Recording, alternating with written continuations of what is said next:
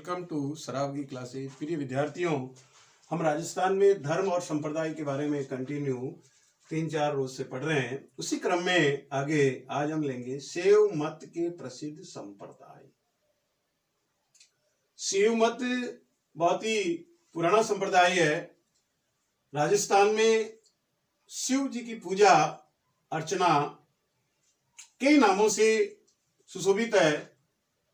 एकलिंग जी, गिरिपति जी, समाधीश्वर जी, चंद्र चूड़ामणि जी, भवानीपति जी, अचलेश्वर जी, शंभुदेव, पिनाकिन, शंभु। शिव जी संहार के देवता हैं।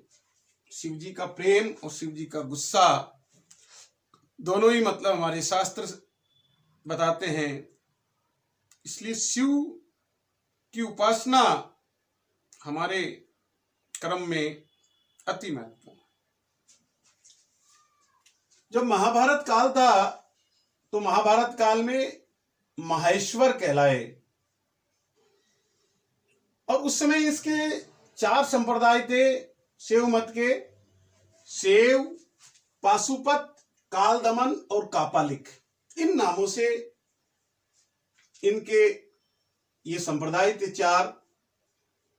और जब ईसा की दूसरी शताब्दी से 12वीं सदी तक जब शैव तंत्र उभरा तो 4 संप्रदाय में कुछ बातें वही रही, थोड़ा चेंज हुआ। कापालिक, पाशुपत, वीर शैव, जिसे लिंगायत के नाम से भी जाना जाता है। कभी कभी क्या वहां वीर शैव नहीं आता, लिंगायत संप्रदाय संबंधित है। शैव, शाक्त, वल्लभ कुछ भी लिख दिया। तो प्रिय विद्यार्थियों, यही चीज है मेरा कि मैं आपको कंटेंट वाइज मेरा पूरा प्रयास रहता है कि आपको हर शब्द क्लियर करूं। लर्न आपको करना है, स्टूडेंट आप हैं। तो वीर शैव को लिंगायत भी कहते हैं, काश्मीरक। तो इस प्रकार से ये 4 संप्रदाय ईसा की दूसरी सदी से 12वीं सदी तक उभरे। पुराण काल में पाशुपत धर्म की महत्ता बढ़ी। जो हमारा पौराणिक काल था उसमें पाशुपत धर्म को ज्यादा बढ़ावा मिला। पूर्व मध्यकालीन जो 8वीं से 10वीं सदी थी, राजस्थान के अभिलेखा अनुसार शैव धर्म का देवता शिव था। सर्वोच्च देवता कौन था? शिव था। साखी, सिद्ध, नागा ये शैव हैं। और इनके जो अखाड़े थे और जो है आबानेरी, ओसिया, जोधपुर जिले में ओसिया, आबानेरी, 7वीं और 8वीं सदी के प्रमाण में अर्धनारीश्वर, शिव जी को अर्धनारीश्वर की संज्ञा दी गई। दुर्गा सिंह नाम दे देते हैं, अर्धनारीश्वर। आधा नाम दुर्गा का, आधा नाम सिंह का। अर्धनारीश्वर के प्रमाण मिले थे। और मेवाड़ में लैकुलिस का मतलब पाशुपत से रिलेटेड, उसका दूसरा नाम क्या है? पाशुपत। और मारवाड़ में नाथ संप्रदाय का परिवार रहा। यानी कि जो मेवाड़ के राजघराने थे वो पाशुपत मतावलंबी थे और जो मारवाड़ के लोग थे वो मठ, नाथों के मठ हुआ करते थे। तो नाथ संप्रदाय का प्रभाव रहा। अब अपन थोड़ा वापस अलग से पढ़ते। कापालिक संप्रदाय, इसमें भैरव को शंकरावतार मानते थे और उन्हें कापालिक शैव भी कहते थे। और ये जो कापालिक शैव हैं, इन मतावलंबियों की विशेषता थी शमशानवासी। शमशान में रहते थे, शमशान की भभूति से चिपटे हुए रहते थे। चिता भस्म, जो चिता जिसमें डेड बॉडी को अपन जला के आते उसकी भस्म को अपने शरीर पर लगा लेते। अघोर हुआ करते थे, यानी कुछ भी खाना पीना, जितनी भी तामसिक चीजें होती है तांत्रिक विद्या का प्रयोग करते थे। ये कापालिक का था। लैकुलिस, जिसे पाशुपत कहते हैं संप्रदाय, इसके प्रवर्तक लैकुलिस नाम के साधु थे और लैकुलिस को 28वां अंतिम अवतार मानते हैं। और मेवाड़ में जो अपन बप्पा रावल के इतिहास में पढ़ चुके हैं कि बप्पा रावल पे मेहरबानी हरित ऋषि की रही थी। तो जो हरित ऋषि है जो वो लैकुलिस साधु ही थे, इस पाशुपत मत के संप्रदाय के साधु थे। और बप्पा रावल का इतिहास में आपको बता चुका हूं कि 4 बकरे का मांस, 32 मण का खड़क, 16 हाथ का दुपट्टा, 32 हाथ की धोती, तो ये पहनना उनकी शैली में था। तो बप्पा रावल यानी कि उदयपुर का जो राज परिवार है, चित्तौड़ और उदयपुर का जो राज परिवार है, वो शिष्य था किसका? इस हरित ऋषि यानी लैकुलिस पाशुपत का जो भी उत्तराधिकारी रहे, क्योंकि हरित ऋषि के बाद जो भी ऋषि हुए उनके वो शिष्य थे। और उदयपुर में एकलिंग जी मंदिर जो बना हुआ है, लैग पुलिस का प्रमुख मंदिर है, प्रसिद्ध मंदिर है, वो बापा ने बनवाया था। तो जो एकलिंग मंदिर है वो बापा रावल की नहीं। कुंभा ने इसको नागदा, कालोड़ा, मालखेड़ा, भीमाना गांव भेंट किए, आसपास के जो गांव थे भाई उसकी मतलब सेवा पूजा अर्चना। और एकलिंग जी को उदयपुर का राजा माना गया है कि एकलिंग जी हमारे आराध्य देव हैं। तो उदयपुर के जो देव है आराध्य देव, वो एकलिंग जी शिव का रूप है, कल्याण का रूप है।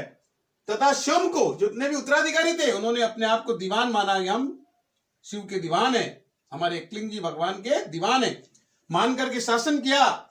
उधर जालोर में जो सुंदा माता है, जो सुंडा पर्वत पे है, सुंडा मंदिर में लैक्लिस संप्रदाय की शिव मूर्तियां हैं। मंदिर तो माता जी का, चामुंडा माता का, लेकिन जो माता के साथ शिव जी के भी जो मंदिर है वो लैक्लिस संप्रदाय की शिव मूर्तियां हैं। तो इस प्रकार से प्रिय विद्यार्थियों, हमने ये शैव मत के प्रसिद्ध संप्रदाय पढ़े। अब आगे नाथ संप्रदाय, नाथ मुनि, इसके प्रवर्तक कौन थे? नाथ मुनि थे। पूर्व मध्यकाल में शैव धर्म का उदय मत्स्येंद्र नाथ के समय वह इस मत के प्रचारक थे। शैव धर्म की भांति वैष्णव धर्म में भी नाथ संप्रदाय का उदय था। प्रमुख गद्दी जालोर में है, किसकी? नाथ संप्रदाय की। और जालोर में स्थित सिरे मंदिर, राजस्थान में इसकी दो शाखाएं नाथ संप्रदाय की, बैराग पंथ और दूसरा माननाथी पंथ। बैराग पंथ में भर्तृ उसके प्रवर्तक थे और इसकी पीठ पुष्कर के पास राताडूंगा में है। माननाथी पंथ पीठ, मुख्य पीठ जोधपुर में है। राजा मान सिंह ने महामंदिर, जो जोधपुर में महामंदिर है, वहां पे स्थापित किया। 852 ईस्वी में लोदरवा, जो जैसलमेर में है, लोदरवा जैसलमेर के भाटी राजा देवराज को योगी रतन नाथ ने राज तिलक किया उनका और रावल की उपाधि प्रदान की। और मठ जैसलमेर के बाहर है, जो नाथ संप्रदाय का जो मठ है वो जैसलमेर के बाहर है। जालोर किले में जालंधर नाथ का मंदिर है। बादर के वीर मायना में गोगा देव को जालंधर नाथ के दर्शन हुए और वरदान प्राप्ति का वर्णन मिलता है। मुनोत नैणसी जो बड़े रचनाकार हैं, साहित्यकार हैं, के अनुसार राव सलखा के पुत्र रावल मलिनाथ जोगी रतन नाथ के आशीर्वाद से हुए। क्या बात है? मुनोत नैणसी के अनुसार राव सलखा के पुत्र रावल मलिनाथ जोगी रतन नाथ के आशीर्वाद से उत्पन्न हुए। फिर आता है शक्ति संप्रदाय, जिसे शाक्त भी बोलते हैं। शक्ति का मतलब पूजा से होता है, क्योंकि राजपूत युद्ध वगैरह में जाते थे तो पहले पूजा करते थे, दुर्गा की, भवानी की, जगदम्बा की, नाना प्रकार के नाम है। तो शक्ति शाक्त संप्रदाय 14वीं सदी के उपरांत वैष्णव संप्रदाय की धारा तो तीव्र रही। हमारा वैष्णव धर्म पर चाहे वो मतलब जो है वल्लभाचार्य का हो, चाहे वो निम्बकाचार्य का हो और सलेमाबादी हो, तो वैष्णव संप्रदाय की धारा तो तीव्र रही, किंतु शक्ति उपासना की परंपरा भी बरकरार रही। शक्ति संप्रदाय के दो मत हैं, दक्षिणाचार और वामाचार।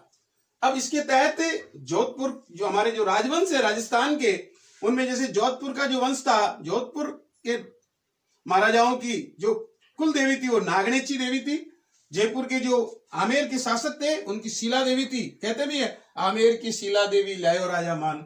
जैसलमेर की स्वांग्या देवी थी, उनकी कुल देवी। बीकानेर की करणी माता जो देशनोक में है, पनपूट में पढ़ चुके हैं। और पंचमकार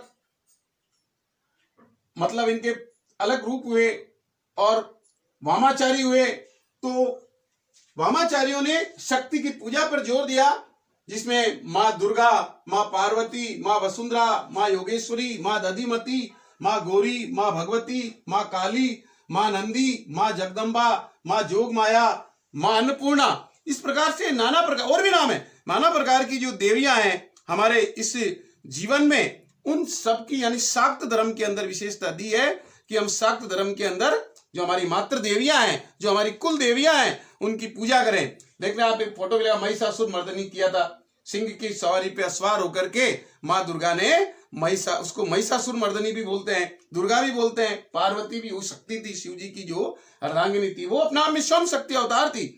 वो मतलब महादेव जी से डरा नहीं करती थी, महादेव जी से बराबर की लड़ाई थी। योगेश्वरी, दधिमती, है ना, वाराई माता, आशापुरी माता, है ना, अघटेश्वरी, संतोषी माता, यानी नाना प्रकार की जो हमारी 9 प्रकार की देवियां, तो हमने उसके वर्गीकरण में बांटा, लेकिन नाम तो बहुत सारी, चाहे ज्वालामुखी हो, जो हमारे यहाँ खाचरियावास सीकर डिस्ट्रिक्ट में जितने भी जो जयपुर और जयपुर के आसपास के राज परिवार थे, वो मतलब जो ज्वाला मुखी माता की पूजा करते थे। उनकी आराध्य देवी ज्वालामुखी थी, जोबनेर में जो उसका ज्वाला माता का मंदिर है। तो नाना प्रकार की, और जयपुर के जो आमेर के शासक थे आपको पता है शीला देवी की पूजा करते थे। तो विभिन्न प्रकार से ये शाक्त धर्म था, और इस शाक्त धर्म के अंदर आपको देखना है। तो हम मतलब जो है प्रिय विद्यार्थियों, आप लोगों को आगामी जो चाहे राजस्थान जीके से संदर्भ में कोई एग्जाम हो, अपन उच्च लेवल से चल रहे हैं कि मेन राजस्थान लेवल का जो उच्च एग्जाम होता है वो आरएस का होता है, राजस्थान एडमिनिस्ट्रेटिव सर्विस। उस आरएस के अंदर तो कुछ भी पूछा जा सकता है, और मैं उसी दृष्टिकोण को मद्देनजर रखते हुए आपको ये कंटेंट प्रोवाइड करने की कोशिश कर रहा हूं। अब इसके अलावा जो हमारे चाहे कांस्टेबल का एग्जाम हो, आप देखिए कांस्टेबल के एग्जाम में मात्र पहले 10वीं पढ़े हुए लेते थे, उसके बाद 12वीं किया, और अब तो पटवारी में इन सब में ग्रेजुएशन और पोस्ट ग्रेजुएशन वाले बैठते हैं। यानी कि उन्होंने ग्रेजुएशन कर दिया पटवारी में, पहले 12वीं पास करा करता था, तो अब नाम है, मैंने ये कहता हूँ ग्रेजुएशन बैठते ही हैं, लेकिन AA, BEd, MEd करे हुए, MPhil करे हुए, उधर नेट करे हुए, यानी नौकरियां नहीं है तो क्या करेंगे, कंपटीशन का युग है, सभी बैठते हैं। तो कंपटीशन अपने आप स्वतः टप हो जाता है, क्योंकि उन्होंने BA में बहुत कुछ पढ़ लिया, MA में पढ़ लिया, AA में किया, किसी ने हिस्ट्री में किया, पब्लिक में किया, या पॉलिटिकल में किया, सोशियोलॉजी में किया, तो उनकी तो अच्छी होती है अपना। उस प्रतिस्पर्धा में हमें खड़े रहने के लिए, हमें स्टैंड होने के लिए हमें बहुत ज्यादा तो संसाधनों का अभाव ही नहीं है वर्तमान समय में। जब आप मोबाइल खोलते हैं तो स्मार्टफोन के अंदर सभी प्रकार के, अब बात यह है कि स्टूडेंट 4 लाइन पढ़ता है, बहुत सी वीडियो में क्या हेडिंग बढ़ा दे दिया, 4 लाइन दे दी, और फिर वो फालतू की बातें अपन गा रहे हैं, सर्कस जिसे कहते हैं, चलाने वाली बात आ जाती है। तो उसमें क्या होता है, टाइम वेस्ट, मनी वेस्ट, सब कुछ। अब उससे अच्छा है कि हम हमारे कंटेंट पे ध्यान दें, कि हमें हमारे कंटेंट मिल जाए। पढ़ना आपको है, हम कोई भी आके आपको नहीं पढ़ा पाएंगे, या केवल उससे नहीं होता। किताबों के पुस्तक भंडार वाला क्या होता है, किताबों के बीच रहता, फिर वो जज और डॉक्टर क्यों नहीं बन गया, क्यों, उसका काम किताब को सेल करना। तो हम जब तक उसको डाइजेस्ट नहीं करेंगे, आत्मसात नहीं करेंगे, हम पचाएंगे नहीं, तो वो काम तो विद्यार्थी का। लेकिन विद्यार्थी को मार्गदर्शन मिले, गाइडेंस मिले, प्रॉपर वे में उसको कंटेंट मिले, वो काम टीचर का होता है। मैंने कहा टीचर का मतलब होता है punctual, regular and sincere. Teacher का मतलब होता है बहुत दिमागदार होता है, टीचर बहुत दिमागदार होता है, फिर वो टीचिंग क्यों करता, फिर मतलब जो है वो बहुत बड़ा सम्राट बन जाता।